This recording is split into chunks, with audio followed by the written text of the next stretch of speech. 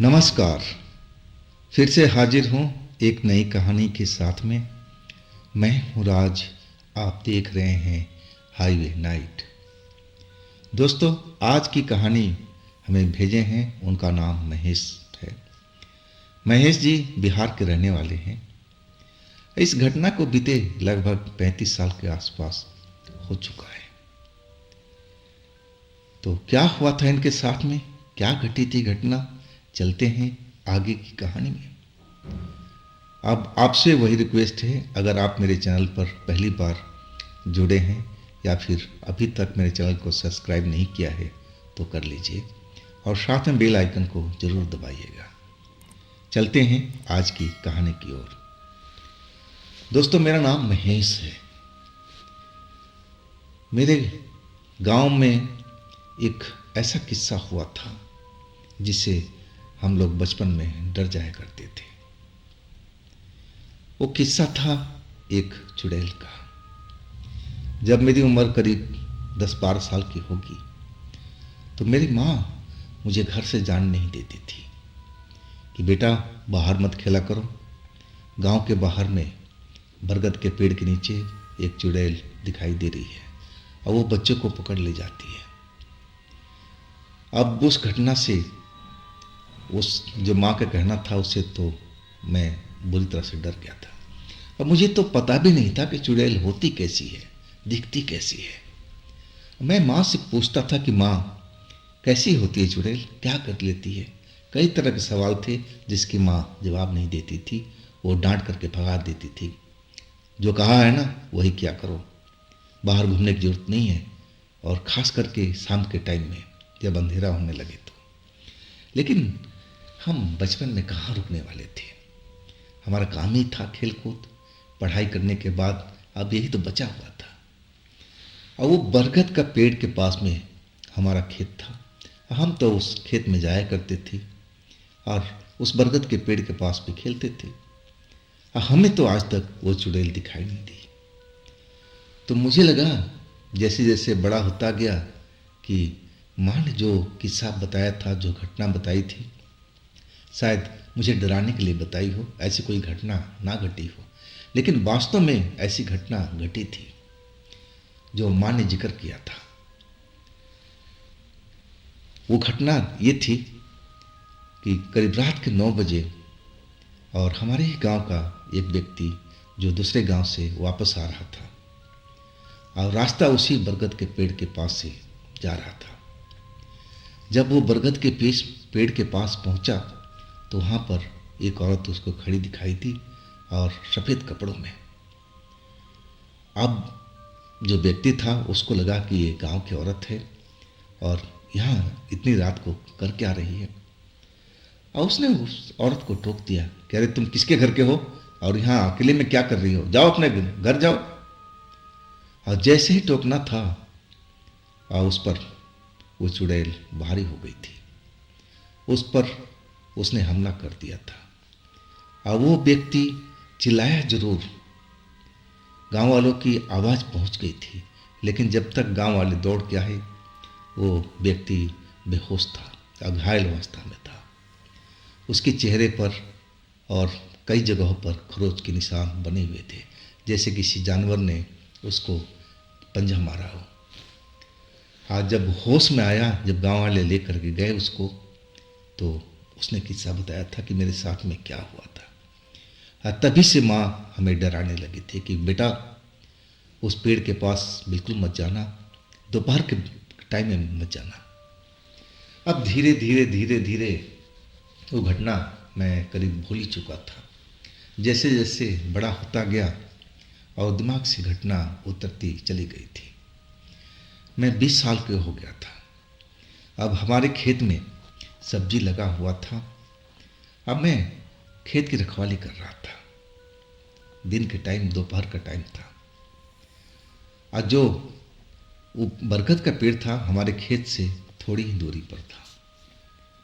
मैं देखा दोपहर के टाइम में, वो गर्मी का टाइम था, तो उस टाइम में वहाँ पर कोई भी बच्चा या कोई भी औरत, गांव के लोग कोई भी बैठे हुए दिखाई नहीं दिए। बिल्कुल जगह खाली थी। और जब दूसरी बार मेरी निगाह गई तो मुझे एक सफ़ेद साड़ी में एक औरत पेड़ के पास में दिखाई दी, वो भी दोपहर के वक्त में।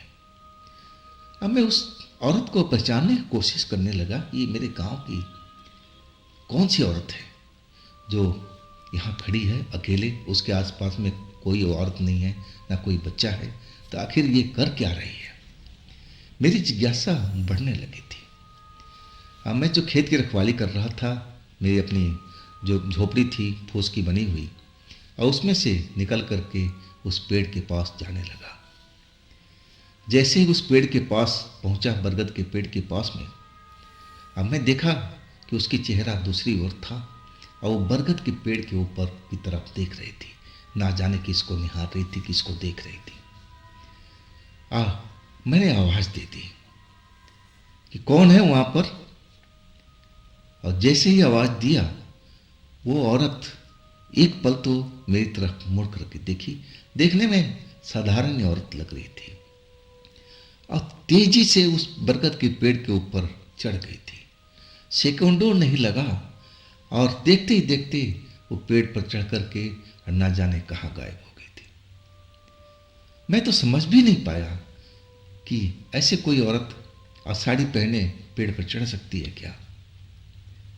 मैं एकदम उस टाइम तो बिल्कुल डर चुका था।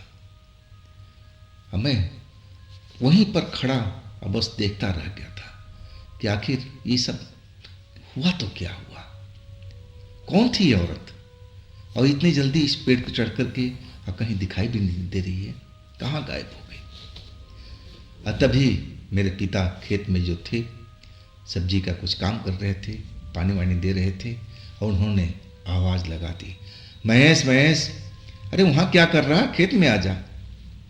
अब फिर मैं वहाँ से मुड़ा और भागते हुए अपने पिताजी के पास पहुँच गया। मेरा रंगत उड़ा हुआ था, तो पिताजी ने पूछी, बेटा कि अरे क्या हुआ तुझे महेश, तेरा रंगत क्यों उड़ा हुआ है और तू डरा हुआ क्यों दिख रहा है। अब मैं सब बात कहने लगा अपने पिता से कि मैंने वहाँ पर एक औरत को देखा, सफ़ेद साड़ी में थी। अब मैंने उसको आवाज़ लगाया तो वो मेरी तरफ मुड़ कर देखी, लेकिन जैसा चेहरा मोहरा था ना, वो हमारे गांव की औरत तो थी नहीं, और वो पेड़ के ऊपर दौड़ती हुई चढ़ गई थी। अब इतनी बात सुने मेरे पिताजी तो एकदम मेरी तरफ घूर करके देखने लगे और डांटते हुए कहने लगे, तुझे क्या जरूरत पड़ी थी उस औरत को टोकने की, और तू गया क्यों वहाँ पर। वो मुझे ही अब डांटने लगे थे, मैं उनकी डांट सुनता रहा था।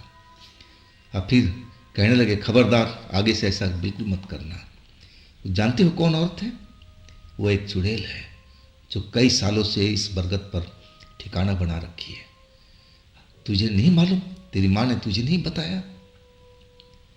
मैं उस घटना को बिल्कुल याद कर लिया जो मेरी माँ ने मुझे बताया था। अब वाकई में मुझे बहुत डर लग रहा था, लेकिन वो तो रात की घटना थी, ये तो दोपहर हो रहा है, क्या दोपहर में भी भूत प्रेत दिखाई देते। मुझे तो समझ में नहीं आ रहा था, लेकिन पिताजी अब जो डांटे थे उसका मुझ पर असर भी हो रहा था। अब मैं सोच दिया था कि बिल्कुल नहीं, अब मैं तो उस बरगद के पेड़ के नज़दीक भी नहीं जाऊंगा, चाहे दोपहर हो या शाम हो या सुबह हो। लेकिन पगडंडी उसी पेड़ के नीचे से गुजरती थी, तो आने जाने में तो बरगद का पेड़ आ ही जाता था। अब कैसे बच सकते थे उससे। खैर, ये घटना के बाद में मेरे साथ में ऐसा कुछ नहीं हुआ और सारा दिन मेरा बिल्कुल सही चला। मैं खेतों में रहा, घर भी गया, वापस भी आया, उस बरगद के पेड़ के रास्ते से भी आया, लेकिन बरबस मेरी निगाह उस पेड़ पर आती जाती पड़ जाती थी और मैं देखना चाहता था कि औरत वहाँ पर पेड़ पर मौजूद है कि नहीं है, लेकिन वो दिखाई नहीं देती। अब शाम हो गई थी, उसी दिन की बात है, और मैं अब घर आ चुका था। अब पिताजी खेत में रखवाली कर रहे थे। अब जवान था मैं, मेरी उम्र करीब 20 साल के आसपास थी, तो बच्चा तो था नहीं कि मैं अकेले कहीं आ नहीं जा सकता, जा नहीं सकता। और रात के करीब 8 बज रहा था और मेरी मम्मी ने पापा के लिए खाना बना करके दिया कि जाओ पापा को दे आओ और पानी भी पीने के लेते जाओ। मैं टॉर्च लेकर के पूरी पोटली जो बनी हुई थी खाने की ले करके मैं अब खेत के साइड में चल दिया था। वही बरगद का पेड़ जो रास्ते में आता था वो अभी भी आया, टॉर्च की रोशनी जलाता हुआ। लेकिन मैं अपनी टॉर्च की रोशनी उस पेड़ के ऊपर में नहीं डरा था। मैं तो डरा हुआ था देख करके दिन से ही। मैं अपने खेत में पहुंच गया था जहां मेरे पिताजी बैठे हुए थे, खेत की रखवाली कर रहे थे।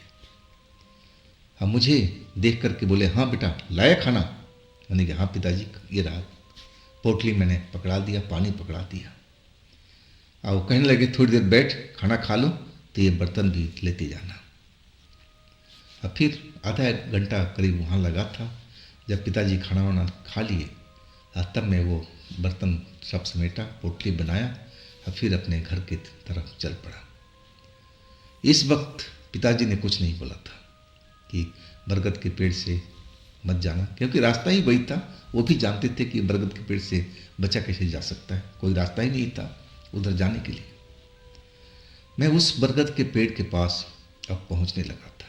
टॉर्च की रोशनी मेरी जल रही थी और तभी मुझे वो औरत दिखाई दी, उसी पेड़ के पास में जिस जगह पर खड़ी थी और उसी पोजीशन में थी। अब तो जैसे देख करके मैं तो कांप गया था कि हे भगवान, ये तो फिर आप ही खड़ी है। अब मैं क्या करूं, मैं क्या करूं? और टॉर्च की रोशनी में सब कुछ मैं देख रहा था, साफ नजर आ रहा था। मैं सोचा कि आहिस्ता आहिस्ता करके मैं इस जगह से पार कर लूं और फिर मैं दौड़ते हुए घर की साइड में चला जाऊंगा।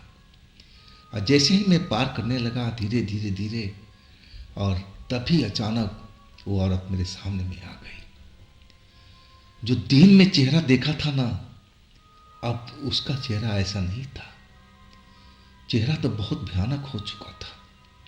एकदम मोटी मोटी आंखें बाहर निकली हुई सी और देखने में एक बुजुर्ग की तरह अब लग रही थी, और जैसे मांसपेशियां लटक गई हो चेहरे का, ऐसा एकदम बुजुर्ग महिला की तरह वो मुझे नजर आ रही थी। और जैसे मेरे सामने आके खड़ी हुई, मेरी चीख तो निकल गई। मेरे हाथ से टॉर्च छूट करके जमीन पर जा गिरा, लेकिन भगवान का शुक्र था कि वो बंद नहीं हुआ था। और जैसे ही मेरी चीख की आवाज़ मेरे पिताजी ने सुनी, वो चिल्ला पड़े, क्या हुआ महेश, क्या हुआ? और इधर से गांव के जो लोग थे वो भी जो जगे हुए थे और वो भी चिल्लाने लगे। वो मेरी आवाज़ उन्होंने भी सुन लिया था और मैं अब कुछ बोल नहीं पा रहा था, और ऐसा मेरी हालत हुई कि मुझे चक्कर आने लगा और मैं बेहोश हो करके ज़मीन पर गिर चुका था। जब मुझे होश आया तो मैं अपने घर के आंगन में था। मेरे पिताजी मेरे पास में थे, गांव के कई लोग थे और मुझे होश में लाने की कोशिश कर रहे थे। उनमें एक तांत्रिक भी थे जो थोड़ा बहुत तंत्र मंत्र का जानकार थे और पूजा पाठ भी मंदिर में किया करते थे। अब बूढ़ों ने मेरा उपचार किया था तंत्र मंत्र से, तब जाके मुझे होश आया था। वो चुड़ैल का साया मेरे शरीर पर आ चुका था, तब मैं बेहोश हुआ था। अगर थोड़ा देर होता तो, अगर मेरे पिताजी नहीं पहुंचते, गांव के लोग नहीं पहुंचते, तो शायद मेरी मौत भी हो सकती थी उस जगह पर। लेकिन मैं अब बच गया था, सही सलामत था। और आज भी वो बरगद का पेड़ उसी जगह पर खड़ा है और देखने में आम बरगद के पेड़ की तरह। पेड़ में क्या हुआ है, लेकिन उसमें जो चुड़ैल रहती है वो आज तक गई है कि नहीं गई है ये तो पता नहीं है। कोई भी रात के टाइम उस पेड़ के पास से नहीं गुजरता। वो जो रास्ता है रात के टाइम में बिल्कुल बंद ही हो जाता है, कोई भी उस रास्ता से आता जाता नहीं है। और मेरी जान तो उस रात बच गई, लेकिन मैं इतना डरा हुआ, इतना सहमा हुआ था, मुझे लग रहा था कि मैं अब बच नहीं पाऊंगा। तो दोस्तों, ये थी आज की कहानी महेश जी की। अगर आपके पास भी ऐसी कोई घटना है तो आप मुझे इंस्टाग्राम पर या मेरे व्हाट्सएप नंबर पर ज़रूर शेयर कीजिएगा। दोस्तों, ये भी आप ही का चैनल है, तो इसको भी थोड़ा सपोर्ट कीजिए, लाइक कीजिए, शेयर कीजिए, सब्सक्राइब कीजिए। फिर हम मिलते हैं अगले रोज़ एक ऐसी घटना में, एक कहानी में। आप लोग अपना ख्याल रखिएगा। नमस्कार।